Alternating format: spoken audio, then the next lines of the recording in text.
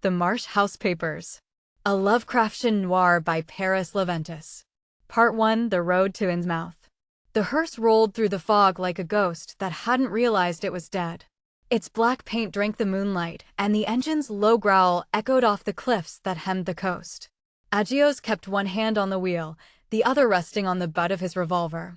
His dark hair fell into his eyes, and the cigarette between his lips burned down to a thin ember. Beside him, Mandy flipped through a folder thick with yellowed newspaper clippings. Her nails tapped against the dashboard in rhythm with the rain. "You know," she said, "most people drive away from towns that smell like rot and secrets." Agios smirked. "Most people don't get paid to dig them up." The sign for Innsmouth appeared out of the mist, letters half-eaten by rust, the wood warped like something that had tried to crawl out of the sea. The air changed as they crossed the boundary. It was heavier, salt-choked, and carried a faint stench of decay. The town lay ahead, a cluster of sagging roofs and broken windows, the streets slick with rain and silence. Mandy closed the folder. "You really think the Marsh family's hiding something worth all this trouble?" "I think," Agios said, "when a whole town starts worshipping fish gods and people vanish into the surf, there's always paperwork somewhere that explains why." The hearse rattled down the main street. A few figures moved in the shadows, pale faces, bulging eyes, lips that didn't quite close over teeth too sharp for human comfort. They watched the car pass, their expressions unreadable. Agios felt the weight of their gaze like cold fingers on his neck.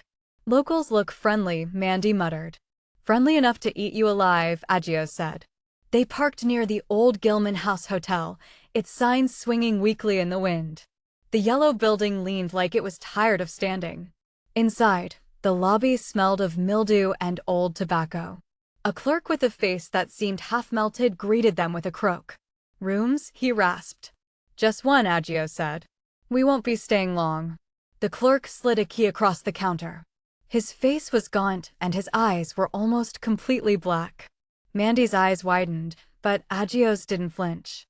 He'd seen worse in alleyways behind Boston speakeasies. "Thanks," he said, pocketing the key.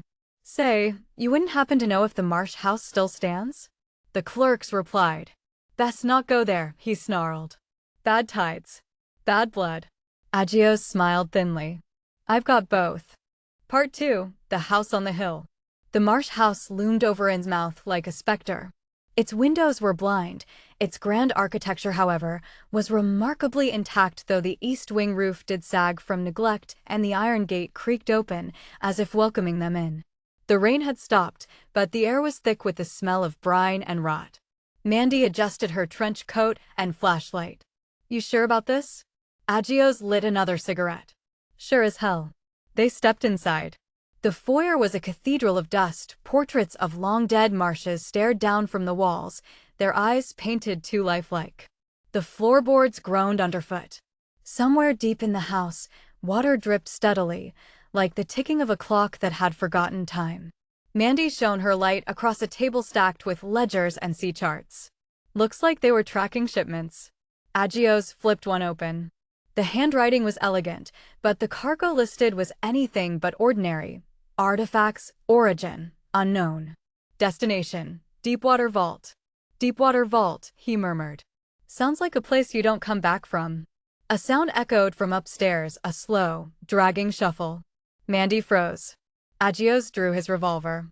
"Stay behind me," he whispered. They climbed the staircase, each step a protest. The walls were damp, the wallpaper peeling in long strips like shedding skin. At the top, a corridor stretched into darkness. Doors lined both sides, some ajar, others sealed with rusted locks. From one of the rooms came a faint glow, greenish, pulsing like the heartbeat of something alive. Agios pushed the door open. Inside was a study, its air thick with salt and decay. A desk sat beneath the window, covered in papers and strange carvings. On the wall hung a map of the coastline, marked with symbols that looked like runes. And in the corner, half hidden by shadow, stood a tank, glass cracked, water murky, something moving inside. Mandy stepped closer. "Is that?" The thing inside pressed against the glass. Its face was human once, but now it was something else, scaled, gilled, eyes wide and luminous. It opened its mouth, and the sound that came out was not speech but a bubbling croak. Mandy stumbled back. God, Agios. He grabbed her arm. Don't look at it. Look at the papers. On the desk lay a folder stamped with the Marsh family crest.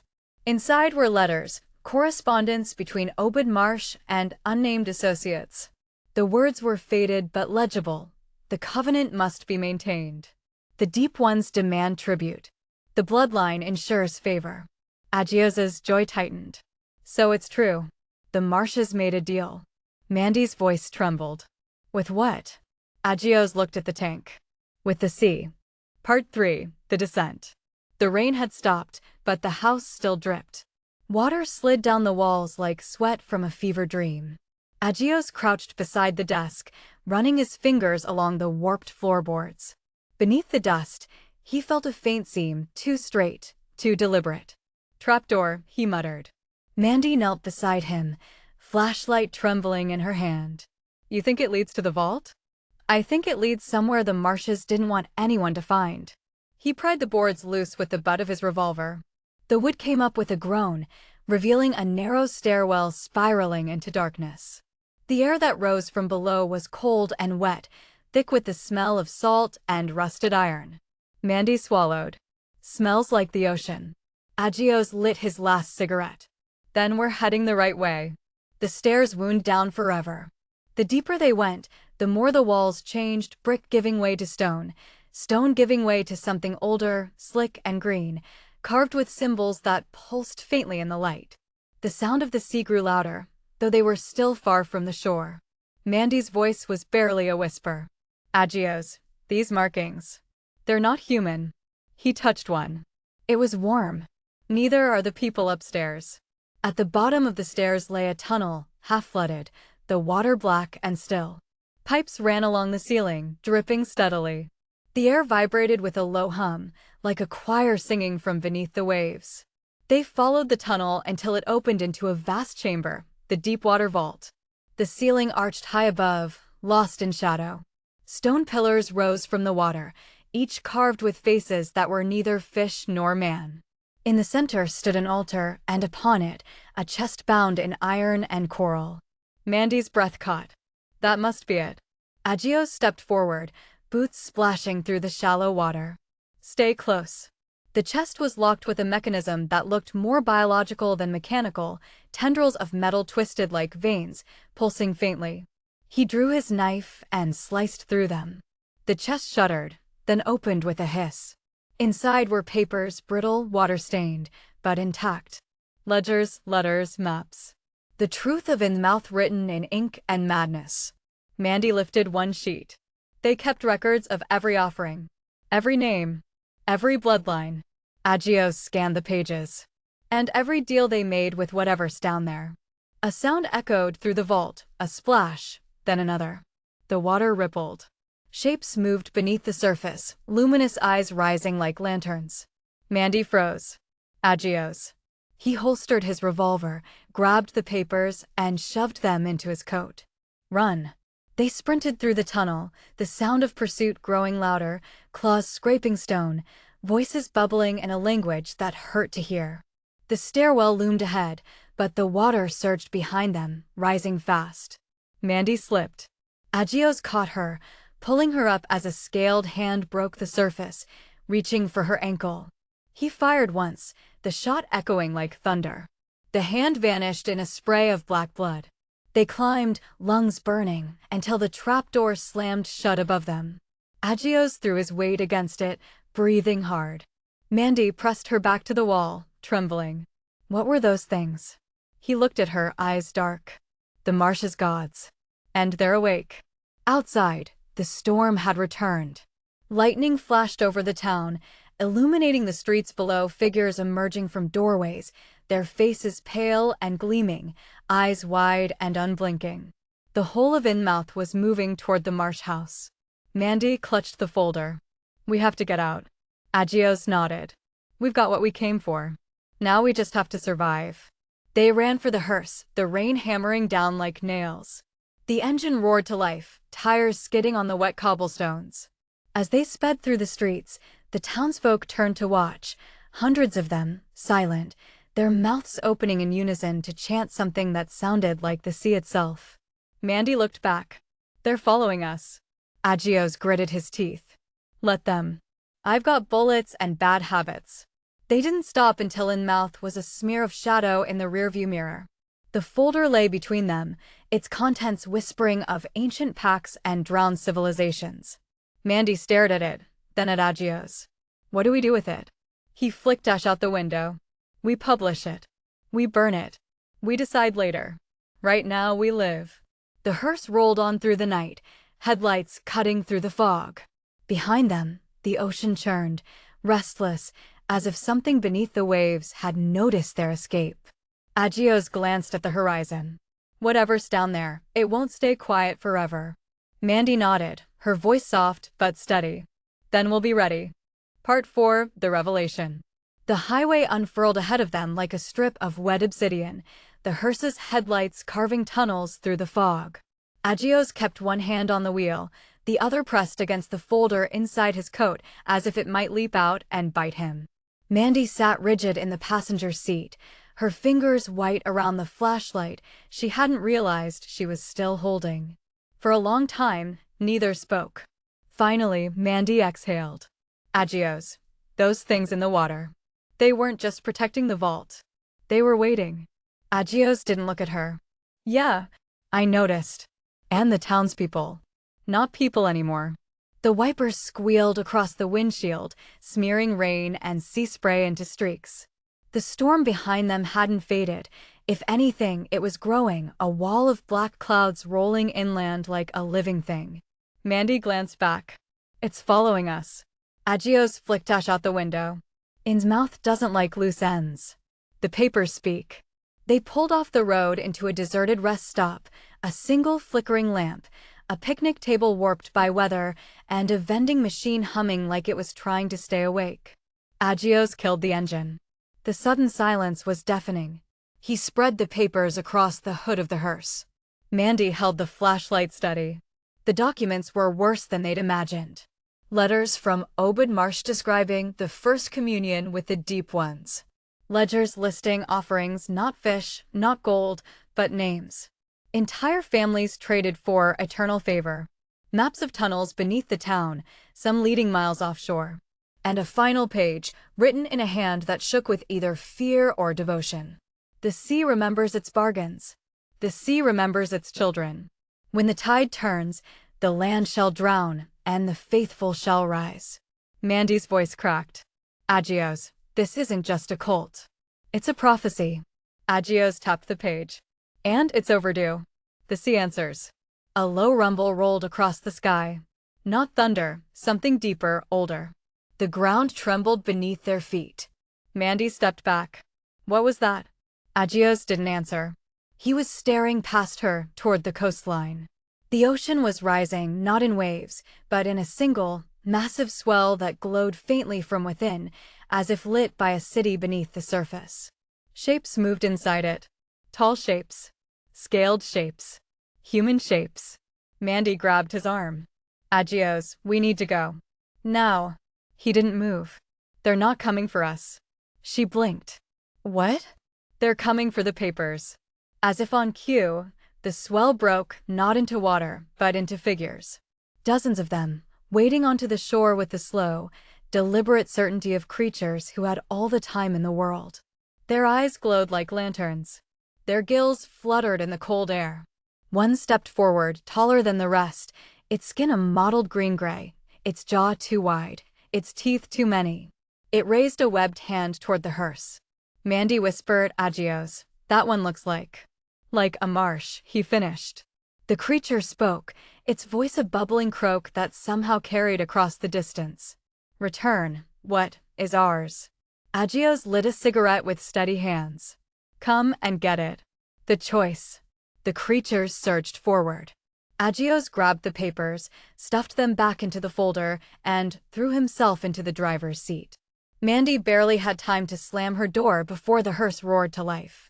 They tore down the highway as the tide chased them, not water, but bodies, dozens of them, sprinting with unnatural speed, their limbs bending wrong, their eyes fixed on the folder like it was a beacon. Mandy shouted over the engine, "We can't outrun them." Agios grinned, wild and sharp. Who said anything about running? He jerked the wheel, skidding onto a dirt road that led toward an abandoned lighthouse perched on a cliff. The hearse fishtailed, gravel spraying like shrapnel. Mandy clutched the dashboard. "Agios, what are you doing?" "Ending this." The lighthouse loomed ahead, its rusted frame silhouetted against the storm. Agios slammed the brakes. The hearse skidded to a stop inches from the cliff's edge. The creatures were already climbing the hill. Agios stepped out, folder in hand. Mandy followed, breath ragged.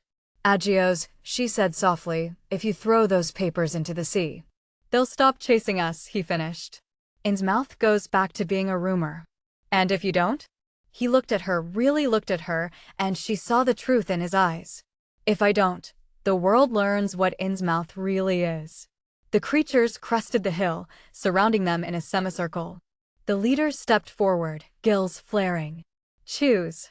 Agios held the folder over the cliff. The wind howled. The sea roared. Mandy whispered, "Agios, whatever you choose, I'm with you." He closed his eyes and made his decision. Part 5. The tide turns. The wind screamed across the cliffside, tearing at Agios's coat as he stood at the edge of the world with the folder clutched in his hand. Below him, the ocean writhed not waves, but bodies, shapes, shadows, a congregation of the deep. The creatures on the hill closed in, their eyes glowing like lanterns in a drowned cathedral. Mandy stood at his side, soaked, shaking, but unbroken.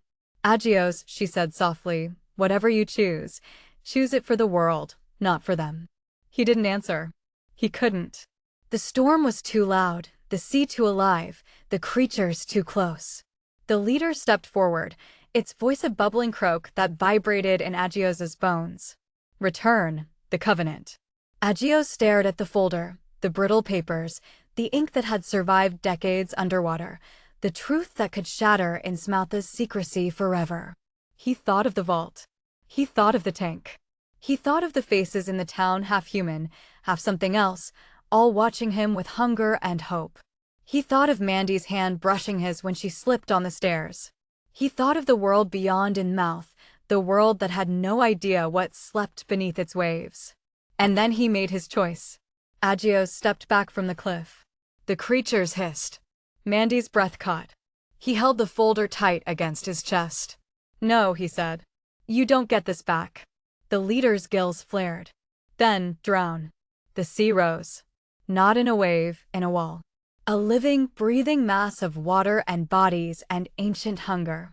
It towered above the cliff, blotting out the sky, glowing from within like a lantern lit by the dead. Mandy grabbed Agios's arm. "Agios, run." But the sea was faster. It crashed over the cliff with the force of a collapsing world. The flood. The water hit like a fist. Agios felt himself lifted, thrown, swallowed. Salt burned his eyes. Something brushed his leg, a hand, a fin, a face. He kicked, fought, clawed upward.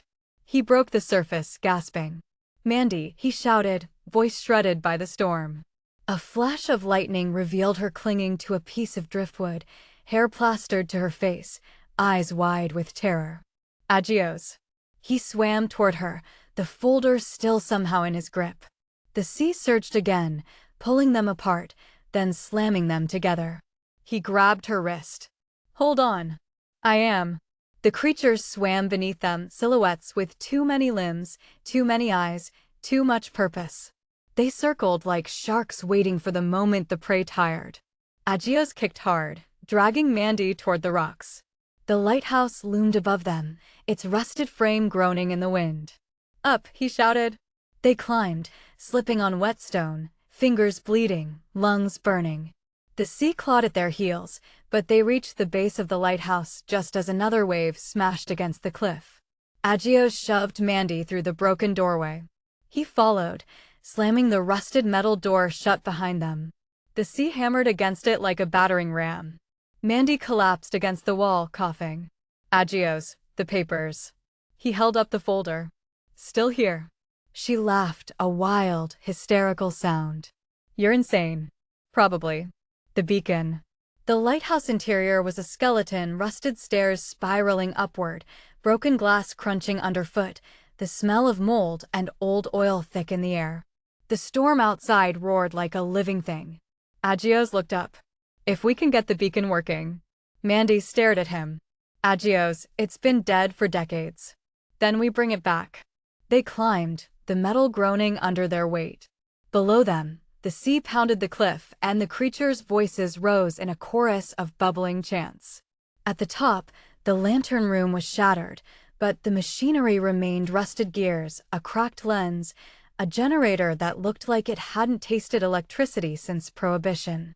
Mandy knelt beside it. If I can reroute the ignition coil. Agios blinked. Since when do you know how to fix a lighthouse? She shot him a look. I read. He grinned despite the terror. Good enough. She worked. He held the flashlight. The storm raged. The sea climbed. The creatures gathered below, their eyes glowing in the dark. Finally, Mandy twisted two wires together. Try it.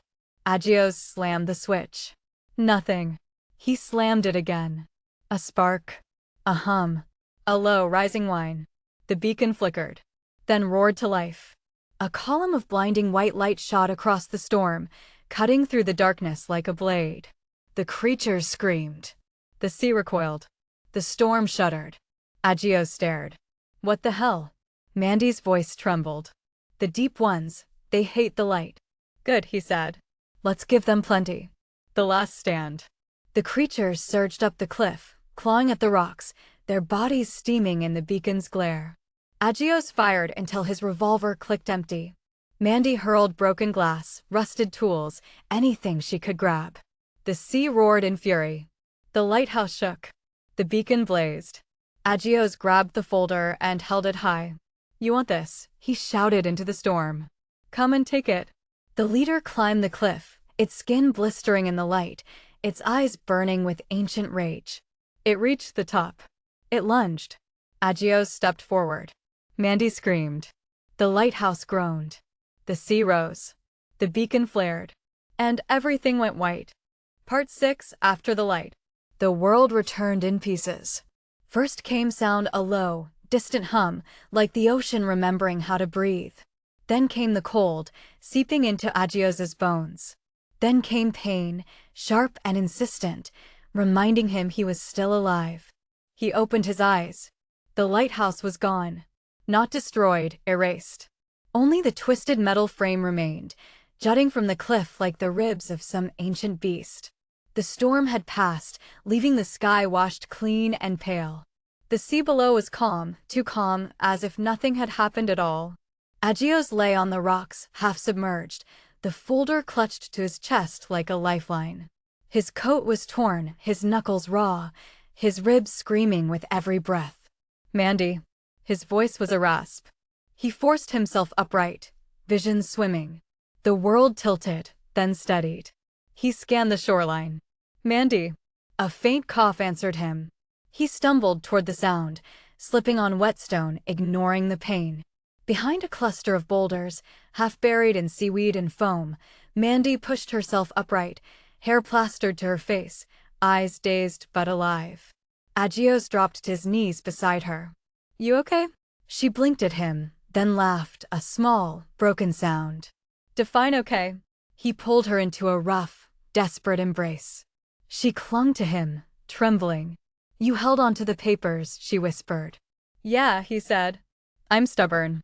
She pulled back, studying him. Agios, what happened? He looked out at the sea.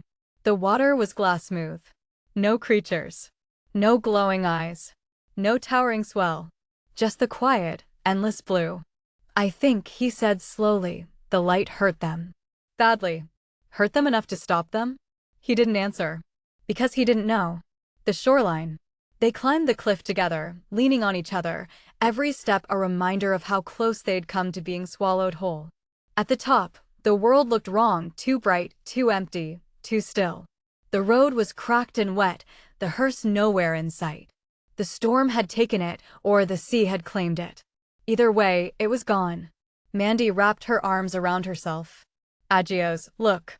He followed her gaze. Footprints. Hundreds of them. Leading away from the cliff. Leading inland. Leading toward the world beyond Innsmouth. Not human footprints. Webbed. Wide. Deep. Agios's stomach dropped. They didn't all die. No, Mandy whispered. They left. Where? She shook her head. Anywhere. The decision echoes. Agios opened the folder. The papers were soaked but legible. The truth was still there, the deals, the sacrifices, the bloodlines, the prophecy.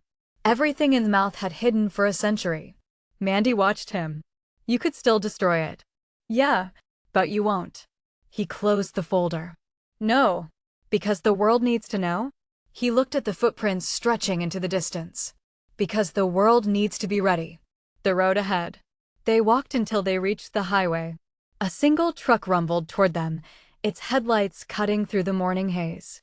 The driver slowed, staring at the two soaked, battered figures on the roadside. You folks need a lift, he called. Agios nodded. Yeah, to Arkham.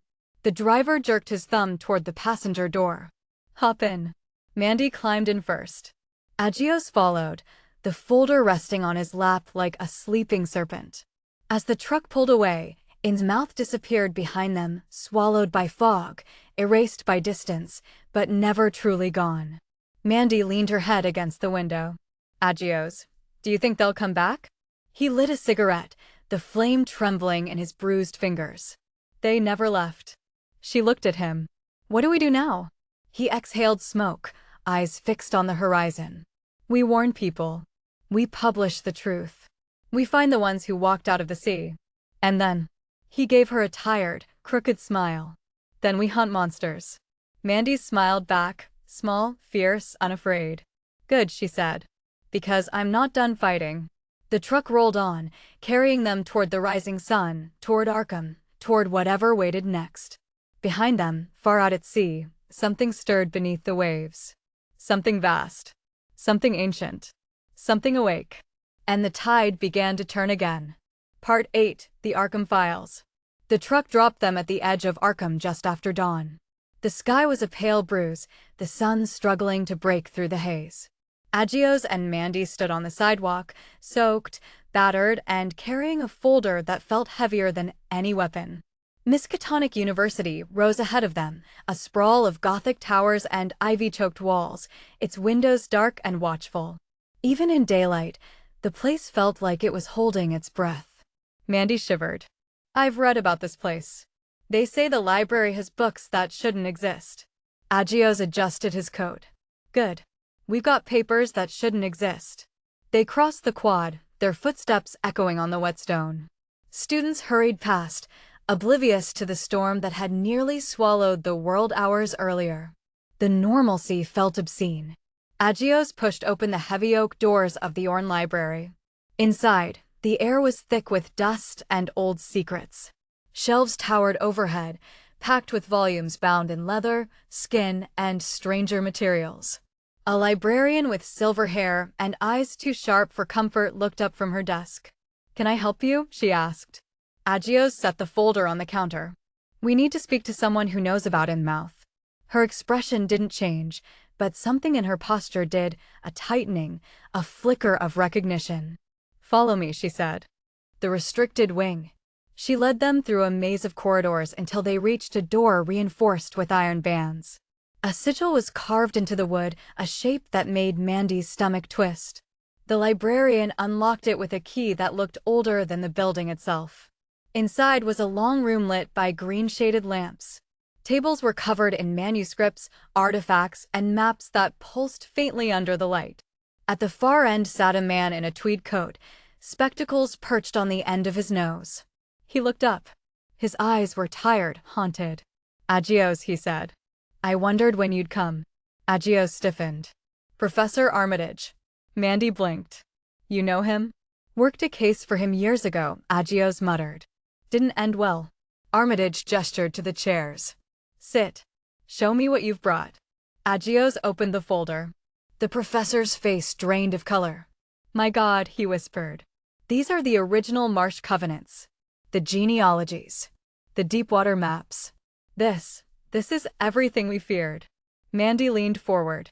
You knew about Innsmouth? Armitage nodded slowly. We knew enough to stay away. But this, he tapped the papers with a trembling hand.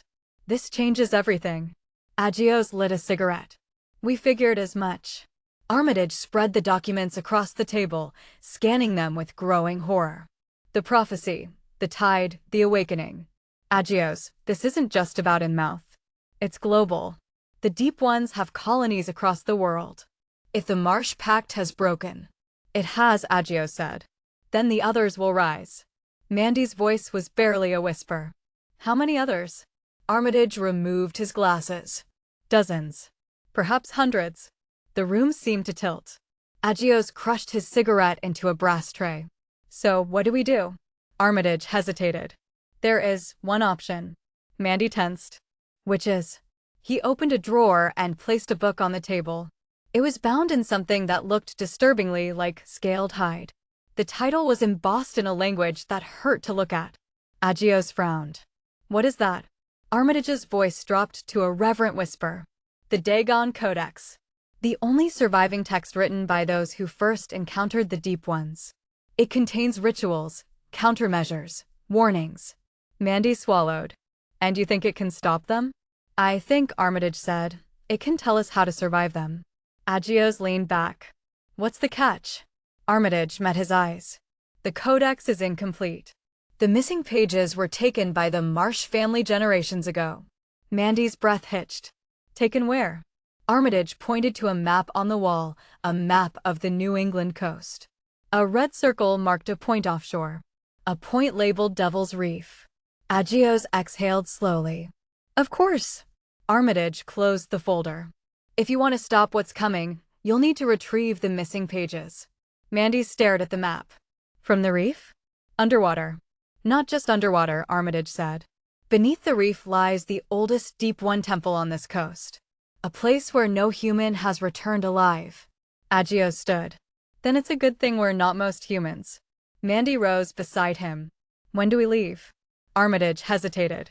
There's something else you should know. Agios raised an eyebrow. There always is.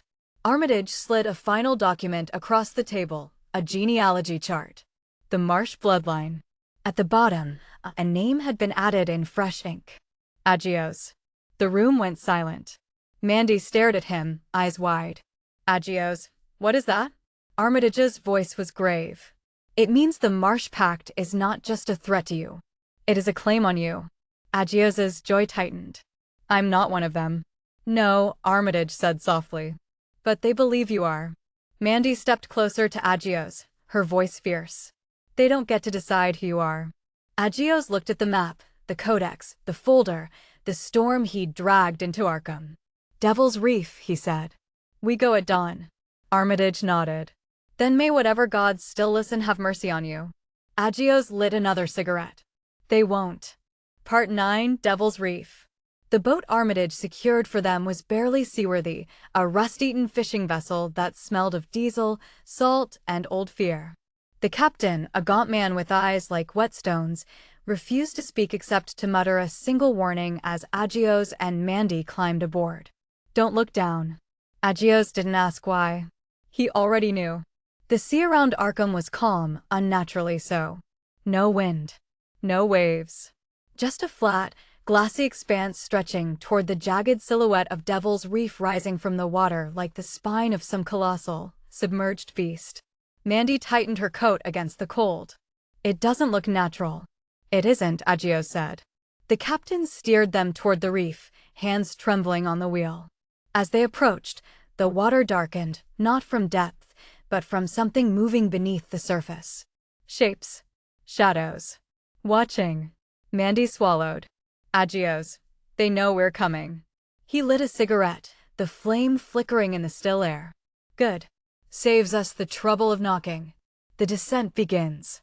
The captain refused to go closer than 50 yards. This is where I leave you, he said, voice cracking. If you're not back by sundown, I'll pray for you. Agios nodded. Don't bother. He and Mandy climbed into the small rowboat tied to the stern. The water lapped softly against the hull, too softly. Too gently. Like something was breathing beneath them. Mandy gripped the oars. Ready? Agios held the waterproof satchel containing the Marsh papers and the Dagon Codex fragments. Let's get this over with. They rowed toward the reef. As they neared the jagged rocks, the water grew shallow, but not clear. Instead of sand or stone, the seabed was covered in carvings. Spirals. Eyes. Symbols that pulsed faintly, as if lit from below. Mandy leaned over the edge. Agios, these markings, they're alive. He didn't look. Keep rowing. The entrance. The reef's central spire loomed above them, a monolith of black stone slick with algae and something thicker. At its base, half submerged, was an archway carved with runes that twisted when stared at too long. A doorway. A mouth. Agios stepped onto the rocks, boots slipping on the wet surface. Mandy followed, clutching the flashlight. "Do we go in?" she asked. Agios exhaled smoke. "We didn't come all this way to sightsee." They ducked beneath the arch. The temperature dropped instantly. The air grew heavy, thick with the scent of brine and ancient rot. The tunnel sloped downward, deeper and deeper, until the light from outside vanished completely. Mandy clicked on the flashlight. The beam revealed walls covered in carvings, scenes of humans kneeling before towering sea creatures, of rituals performed under storm-torn skies, of children with gills and wide, luminous eyes. Agios's jaw tightened. Marsh history lesson. Mandy pointed to one carving, a figure standing between humans and deep ones, arms outstretched, half man, half something else. Agios, look at the face. He did. It looked like him. The Chamber of Echoes. The tunnel opened into a vast chamber lit by a sickly green glow emanating from cracks in the floor. Pools of water dotted the stone, each one rippling despite the still air.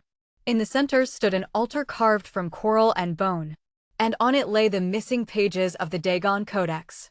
Mandy stepped forward. "We found them." Agios grabbed her arm. "Wait."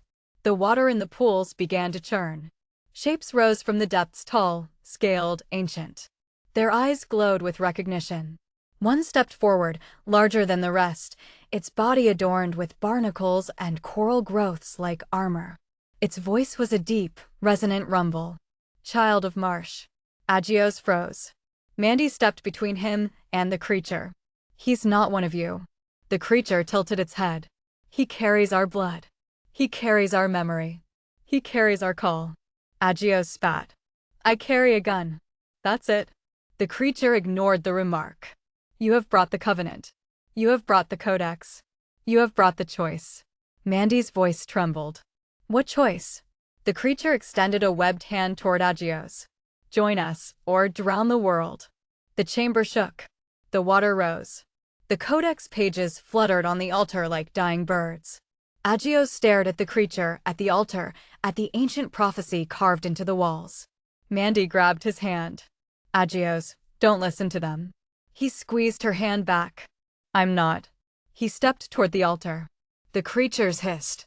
The water surged. The chamber trembled. Agios reached for the codex pages. And the sea itself roared. Part 10, The Bloodline. The chamber shook as the sea roared through the tunnels, the water rising in violent surges that slapped against the carved stone. The deep ones circled the altar, their eyes glowing like submerged lanterns. The codex pages fluttered wildly, as if trying to escape the stone they rested on. Agios stood between the altar and the creatures, chest heaving, fists clenched. Mandy was at his side, flashlight trembling in her grip. The leader stepped forward, its massive form casting a shadow that swallowed the green glow. "Child of Marsh," it croaked, "the tide calls you home." Agios spat at its feet. "I'm not your child." The creature tilted its head. "Your blood says otherwise." Mandy stepped closer to Agios, her voice sharp. "He's not one of you. He's human." The creature's gills fluttered in something like amusement. "Human, for now." Agios's jaw tightened. "What does that mean?" The creature extended a webbed hand toward him. "The marsh line carries the seed of the deep. When the tide turns, the blood awakens. You have felt it." Agios opened his mouth to deny it, but the words caught. Because he had felt something. A pull. A pressure. A whisper beneath his heartbeat. Mandy saw the flicker in his eyes. "Agios, don't listen to them." He forced himself to breathe. I'm not turning into anything. The creature's voice deepened. You already are. The awakening. The water surged higher, swirling around their ankles. The chamber pulsed with a rhythm that matched Agios's heartbeat. His vision blurred for a moment, the walls bending, the carvings shifting, the symbols glowing brighter. He staggered. Mandy grabbed him. Agios. What's happening? He pressed a hand to his chest. I don't know. The leader stepped closer. The sea remembers its children. The blood remembers its home. Agios's breath hitched. His skin felt hot, then cold, then something else, like it was stretching, tightening, resisting. No, he growled. I'm not one of you. The creature's eyes narrowed. Then prove it. It pointed to the altar. To break the bloodline, you must destroy the Codex pages. Burn the covenant. End the pact. Mandy blinked. That's good, isn't it? The creature's voice dropped to a rumble. But if you do, the deep ones will rise without restraint. The pact held them back. Without it, the sea will claim the land. Agios stared at the pages. Mandy's voice trembled. Agios, what's the other option? The creature answered. Join us. Complete the bloodline. Renew the covenant. Bind the deep ones to peace for another century. Mandy's face went pale. No, Agios, don't even think about it. Agios didn't move. The chamber shook again, harder this time. Water splashed against his knees. The deep ones hissed in anticipation. Mandy grabbed his arm. Agios, look at me. You're not them. You're not. He looked at her, really looked, and the fear in her eyes cut deeper than any prophecy. I'm not, he whispered. But the pull in his blood said otherwise. The choice. The leader raised its arms. Choose, child of Marsh. Renew the covenant, or drown the world. Agios stared at the Codex pages. Destroy them, and unleash the deep ones. Preserve them, and bind himself to the sea. Mandy's voice cracked. Agios, please. Don't leave me. He closed his eyes. The chamber roared. The water surged. The Codex pages glowed. Agios opened his eyes and made his choice. He grabbed the pages. The deep ones screamed. Mandy gasped. Agios held the pages over the rising water. I choose. The chamber exploded with light. Part 11, The Covenant Broken. The chamber erupted in blinding white light, not warm, not holy, but sharp and cold, like lightning trapped underwater. The deep ones shrieked, their voices bubbling into a chorus of agony. The water surged upward, then recoiled as if burned. Agios staggered back, the Codex pages clutched in his fist, their edges glowing like heated metal. Mandy shielded her eyes. Agios, what did you do? He didn't answer. Because he didn't know. The leader of the deep ones roared, its massive form convulsing. You have broken the covenant. Agios's voice was low, ragged. Good. The creature lunged. Agios threw the glowing pages into the rising water. The chamber screamed. Not the creatures, the stone. The walls trembled, the carvings writhed, the symbols bled light. The water turned black, then red, then something in between. Mandy grabbed Agios's arm. We have to go. But Agios didn't move. He was staring at his hands. They were glowing. Veins pulsed beneath his skin, not blue, but greenish gold, like bioluminescent algae. His heartbeat thundered in his ears, too loud, too strong, too other. Mandy's voice cracked. Agios, your skin. He looked at her, eyes wide, and for a moment, his pupils were slit like a fish's. No, he whispered. Not now. Not this. The leader rose from the water, towering over them, its voice a guttural roar. You have awakened the blood. You cannot break what you are. Agios snarled. Watch me. The collapse. The chamber shook violently. Cracks split the floor, water geysering upward. The deep ones scrambled, their bodies blistering in the light radiating from Agios. Mandy pulled him toward the tunnel. Agios, move. He stumbled after her, fighting the burning in his veins. Every step felt like wading through molten lead. The walls pulsed with sickly light, the carvings twisting into new shapes, shapes that looked like him. Behind them, the leader bellowed, "The sea will reclaim its blood." Agios shouted back, "Come and take it." The tunnel began to collapse. Stone rained from the ceiling. Water surged in violent bursts. Mandy dragged Agios through the chaos, her breath ragged, her flashlight flickering. "Agios, stay with me. I'm trying." His voice broke into a guttural rasp. Mandy's heart seized. "Agios, don't you dare change on me." He clenched his jaw, forcing the glow in his veins to dim. I'm not one of them." But the sea inside him disagreed. The ascent. They reached the archway at the base of the reef just as the chamber behind them imploded. A shockwave of water blasted through the tunnel, hurling them into the open sea. Cold. Crushing. Endless. Mandy surfaced first, gasping, clawing at the waves. Agios. A moment later, he broke the surface, but not the way she expected. His eyes glowed faintly. His skin shimmered under the water. His breath came in deep, unnatural gulps. But he was still Agios. Barely. She grabbed him. "Don't you sink on me." He coughed, voice rough. "Not planning to." The reef behind them cracked open like a wound. Water poured into the temple below, dragging the deep ones down with it. Their screams echoed through the sea, fading into the depths. The covenant was broken. The pact was dead. And the sea was furious. The return to the surface. The fishing vessel was still there, the captain pale as death, eyes wide with terror as he watched the reef collapse. "Get in," he shouted. Mandy hauled Agios toward the boat. The captain grabbed them both, pulling them aboard as the sea churned violently. Agios collapsed on the deck, trembling, the glow in his veins slowly fading. Mandy knelt beside him. "Agios, talk to me." He opened his eyes. They were human again. "I'm here," he whispered. She exhaled shakily. "Good. Because I'm not doing this alone." He managed a weak smirk. "Wouldn't dream of it." Behind them, Devil's Reef sank beneath the waves, swallowed by the sea as if it had never existed.